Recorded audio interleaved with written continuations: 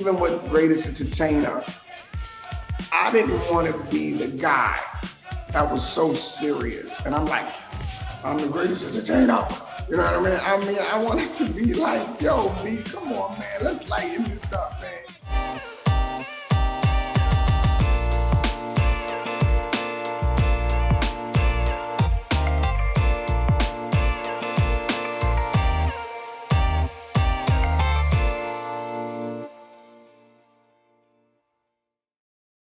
What's up, everybody? It's Soren Baker here on Unique Access Entertainment. Thank you for watching, and as always, please hit that subscribe button. As y'all know, it's right down there and it's free. That enables us to keep coming to you guys as often as possible with as many interviews as possible. So please hit that subscribe button, like our content, share it, talk about it, be about it, each one, teach one. We appreciate your guys' support in getting us this far. Now today for Cover Story, we have the honor and the privilege of being joined by Dougie Fresh. Thank you for coming through, sir. Thank you for having me, sir. Yes, so we are going to be doing the World's Greatest Entertainer album cover. This album, second album from Dougie Fresh and the Get Fresh crew, and it came out in 1988. So first off, the Oh My God album cover has Chill Will and Barry B on the front. You're the only one on the World's Greatest Entertainer cover. So why did you go from the three of y'all to just you? Well, it's interesting because the title of the World's Greatest Entertainer album came from Chuck D, Hank Shockley, another guy named Matt Turner, who was a councilman in Harlem, and the attention was being focused on me as the focal point and the entertainer, and I was the guy doing what it is that I'm doing. Like I finally have arrived into owning my superpower in a sense where, you know, I was always playing around with the entertainer, like on the show. You know, I just said that at the end. I just freestyled that conversation at the end. That was nothing that I wrote.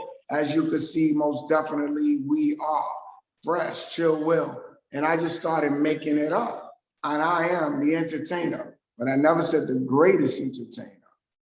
And even on this album, I didn't even really say it. That's what they started to call me. And so when they started to call me that, I really didn't want to do it.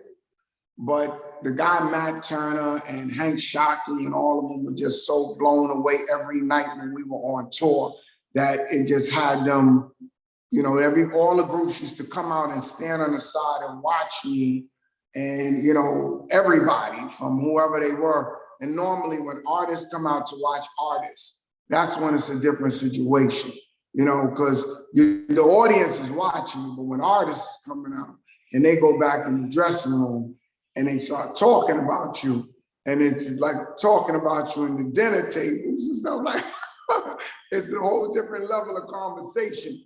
Because it's that little competitive edge that they may feel, but when they see someone do something that they really respect, they love that, you know, because they truly love the art form.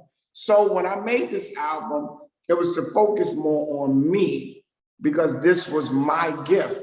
Barry and Will have always been the support team around me, from DJing and in the studio and stuff like that, because that's how we would do. We would practice like that. But I was the guy who really ran around and did a lot of different shows with them or without them. So that was me. So there was a photographer named Glenn Friedman. And I remember when I was shooting the album cover, and he did Public Enemy's album cover. So he had this little gritty kind of a look, like it's not really an attractive looking, like he ain't going for the attractive looking shot. He's going for, do you get the point? Like he felt like his shots were, do you get the point? So I remember I was getting the album cover shot, and my label, he wanted maybe 10, 15 grand for the shot, you know, to take the shot. And my label was like, we're not doing that. We're only gonna pay 5 grand or something like that. I said, look, I want this guy, and I'll pay the other 10 myself. Take it off the top or off the royalty or something. They said, you sure? I said, yes. So he came out there and he came out to a show, and it was in Rochester, New York. And he took these pictures, and I was up there and I came out and threw my hands up. And then if you look at the back, you see Will and Barry and me all on the back of the album. People don't have too many albums no more, but all on the back. And we're taking pictures and we're all on stage. And then I tell the audience, we're taking a picture here, and the audience put their hands up. And I wanted the album to reflect who I am and what I was getting ready to do and how I was getting ready to become this thing. Like I've always been this, but now I'm gonna own it. I'm gonna own it. And when you see me, you're gonna understand why I own this. And it's a natural ownership. But for a little while, if I didn't have people pushing me, I probably wouldn't have owned it. The same way with the beatbox. If Barry beat it and say, yo, what you doing is incredible, man. He said, yo, you should call that the human beatbox. I said, I'm not doing that. So I'm telling you, and do it outside. I'm telling you, everybody gonna lose their mind. I said, I'm not doing that. Then we did the jam outside, and when I did it, that was the birth of the beatbox. So sometimes people may push you a little bit because you know it, but you don't really know it. So I guess that's how it worked with me. So because of Chuck and because of Hank and the whole bomb squad, because of this guy named Matt Turner that nobody don't know, but he meant a lot to me growing up because he was doing stuff for kids in the community. And just me doing what I do, they said, this is who you are. This is what you should be. And then Matt said something that was deep. He said, I know you don't want to say that, because I said, I don't want to do that. That's like an ego trip. He said, no, it's not an ego trip. He said, I want you to call this album that. I said, why? He said, because you'll always have something to work towards. I said, wow, it's crazy. And he's right. And every day and every moment that I do this, I do work towards that, because it's never really a completed goal. It's a constant strive to be that, and under all odds, you know what I mean? Whether you got a record or not, whether you the hottest group out or not, if you are the hottest, like, are you still going to be that? And it's kind of deep. And then it grew to another level because Prince, he started to give me that respect, you know, and he told me in a car when we was together, he said, it was me and him in the car when we was going to his house. He said, I don't know why God brought me and you together. He said, but I have to tell you, I've seen a lot of entertainers. He said, but you are the most unusual and the most dynamic I have ever seen. He said, your style is not connected to anything that I could trace it back to. It's like it's its own. He said, and maybe God got you with me for me to give you something, or for me to give you something. Either way, he said, I think we got together. He said, I don't get, he said he used to get nervous when the time would get on, because they were so exciting that he said, I just didn't even want to get on behind them because they made the party so hot. He said, you make me feel like the time to the like double that. He said, you create something that make me, he said, and that's why I'm glad you with me. Wow, that's incredible. Yeah, Now, man, I'm not lying either, man. I'm not lying. I remember that day. And then he got out the car, and I didn't go inside the house because he had the house messy. He didn't want me to come in there like that. He didn't want me to see him like that. And after he said, yo, I see you tomorrow back at Paisley. And the limo took me back. And actually on this album that I made, you know, this one's for Chuck Brown, he was getting ready to produce a live album for me. He told me to make a live album. So in a lot of ways, this album has a lot of connection to Prince, and he loved go-go, and he loved Chuck Brown. Wow, that's crazy. Steve. That's crazy. Now, as far as the picture that you guys used, do you remember for that show why you picked the gray Bally jacket? Or was that just what it happened to be that day or what? You know what? I think I had another outfit, but I think that it didn't come in time. But Dapper Dan made that outfit for me. But I had a whole nother outfit. See, and when I took the picture later on, if you look at the back of the cover, I have on a different sweatsuit. That was the sweatsuit I was going to take the picture in. But they were saying you can't take the picture when the crowd is there. And then the stuff was at the hotel. I said, look, let's just do it like this. And he took the shot, and and then we put the light truss up there and we made it work. That's another thing. Sometimes when things don't go just like you want them to go, you got to just go and you make it work. Yeah. And I remember too with Oh My God and The World's Greatest Entertainer that you're smiling on both covers. So do you remember why you decided to smile and to have a big smile on both? Well, you know why? I think because, I was always joking around with like with Will, me and him used to joke around and snap all day long. And Barry, he comes in there with his jokes and we be laughing.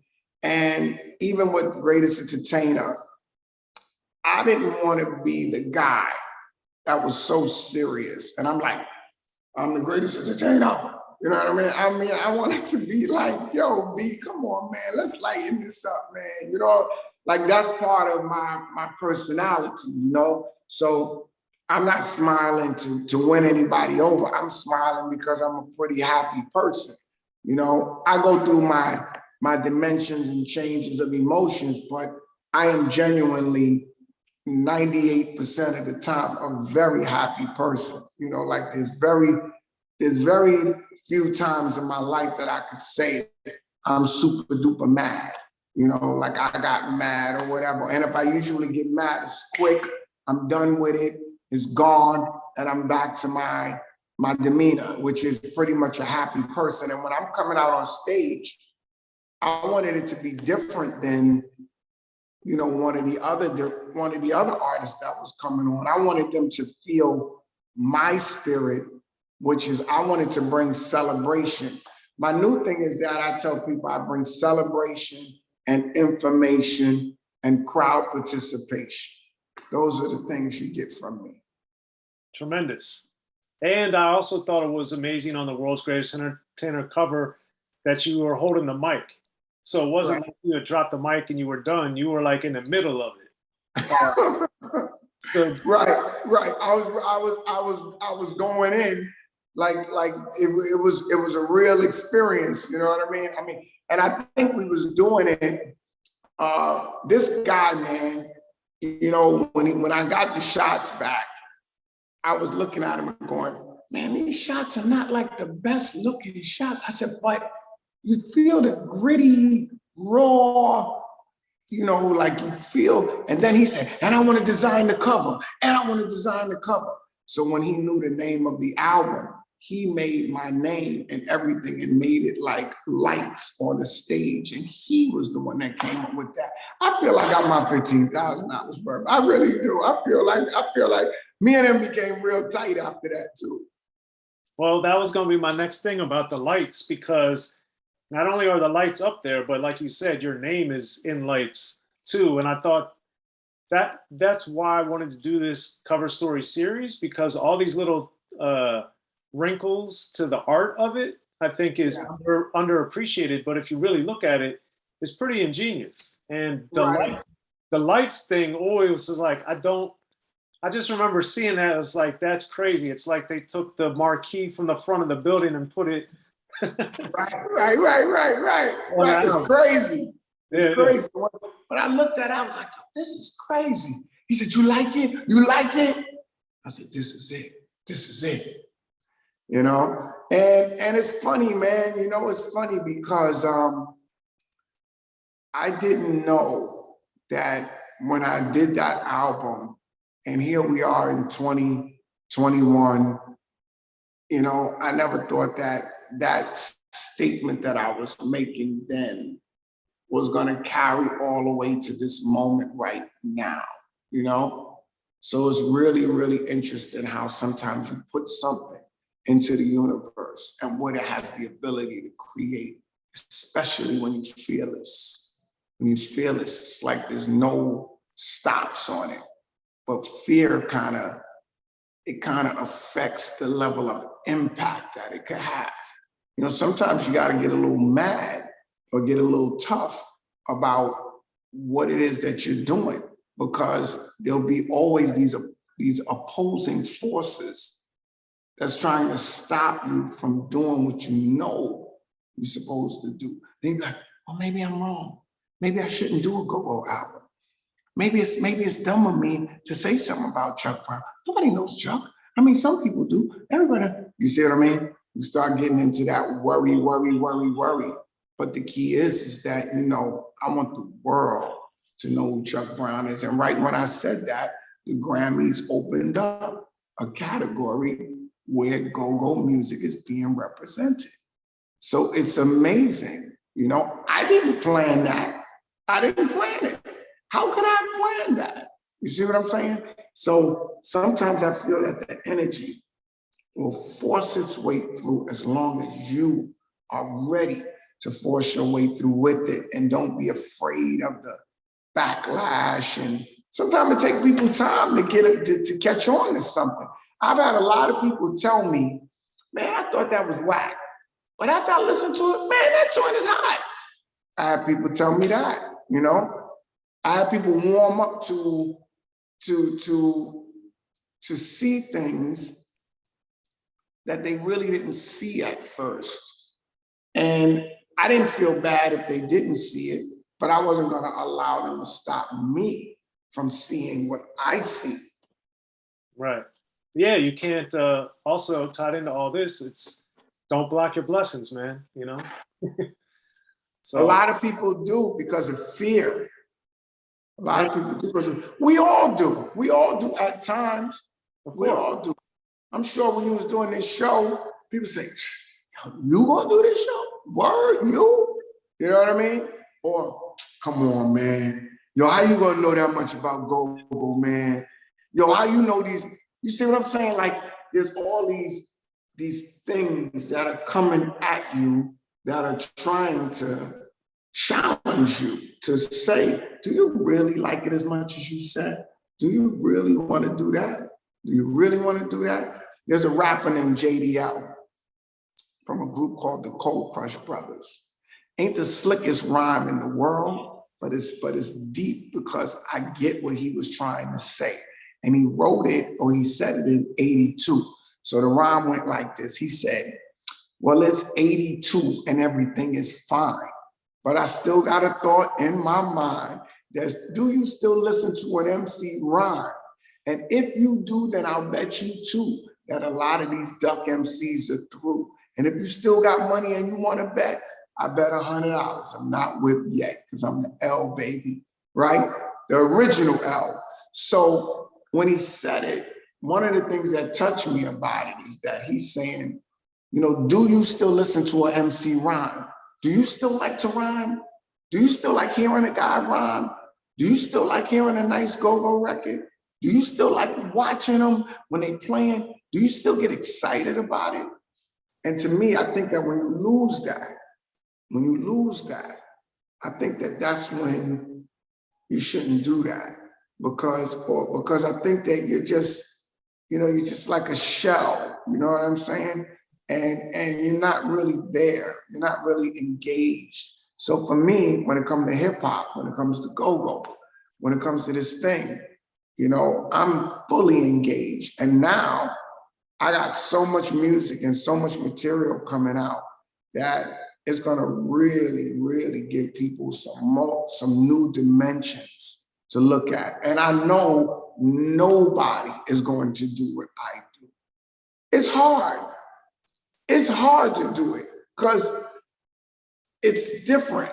Like, you're not gonna even be able to get my drum sounds if I don't want you to, because I am the drum. I made them. You know what I'm saying? you are one of one. They call me the one. They call me the one. So Dougie Fresh, as you look back, what would you say is the legacy of the World's Greatest Entertainer album cover?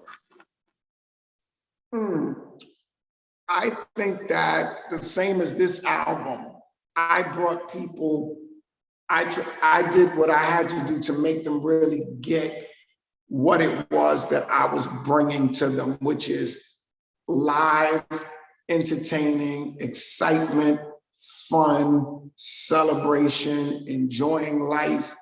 That is what I wanted to get across to people. I wanted them to feel like, you know, that night, like the way I described Capitol Center, I wanted people to feel that.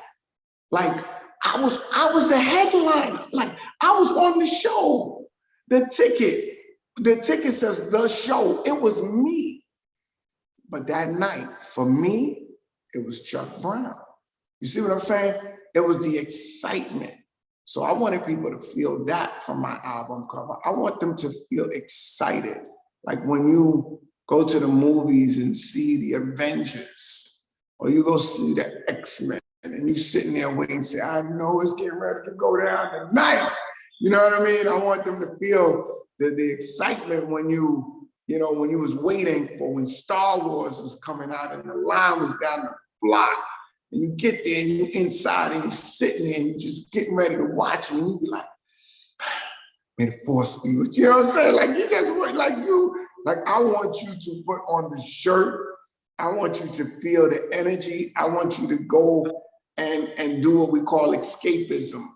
You know, like I want you to let it all go. And after it's over, you can go back to your regular scheduled program, but at least you'll feel really good. And maybe even when you think about it later, it'll be in the happy memories. It'll be in the memories that was like, man, I remember when I was like at the front row and it was crazy. Do you remember when you seen Chuck? One guy told me the other day, he said, man, a dude told me that when he went to go see Chuck, he said, I was too small to go. He said, Chuck pulled up in a limo at the Capitol Center when he was performing, and it was a group that didn't want to go on after him. So they got on before him. And he pulled up in a limo to the steps of the stage, okay? Get the visuals. The limo, the stretch limo, the old school joints. He got out of the limo, walked up on the stage, and the audience, and he did this while 20,000 is saying, wind me up, Chuck. The limo comes in, wind me up. And then he's walking, the limo comes up, they open up the door, he walks up the steps, he walks on the stage, wind me, and it gets louder and louder and louder. And then when he gets on stage, boom, boom, boom, boom, crazy. That is what I'm looking at creating. Non-stop though, just different levels of it, like shaking just breaking, like to create that feeling of just like, yo, I'm just excited. You know what I mean? I like that feeling. It's magic. I like to feel it, and I like other people to feel it. Well, there it is. All right. Well, Dougie Fresh, thank you so much for coming through the cover story, man. We appreciate it.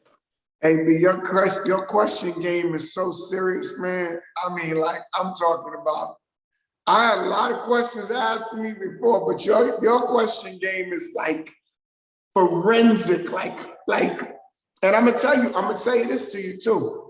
As much as I gave to you in this interview, I got just as much from it, from your questions. So I want to thank you, because it made me have to look at some of the things that I did that I didn't even really think about.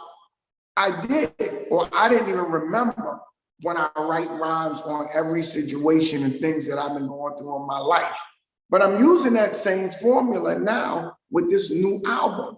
That's why I said, once I entered the Capitol Center, live on stage with the go-go inventor.